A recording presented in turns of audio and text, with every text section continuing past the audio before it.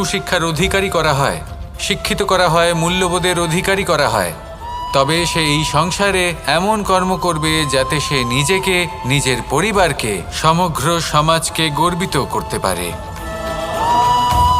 শিক্ষা লাভ করুন, মূল্যবোধ লাভ করুন এবং আমার সাথে ভালোবেসে বলুন, রাধা রাধা। এই সংসারে কোনো বস্তু হোক বা ব্যক্তি হোক, তার একার গুরুত্ব কিন্তু খুব বেশি নয়। একটা উদাহরণ হিসেবে বৃষ্টির ফোঁটাকে ভেবে দেখুন।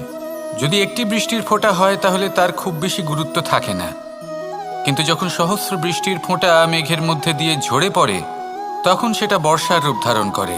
সেই বর্ষা যা এই প্রকৃতিকে শান্ত করে।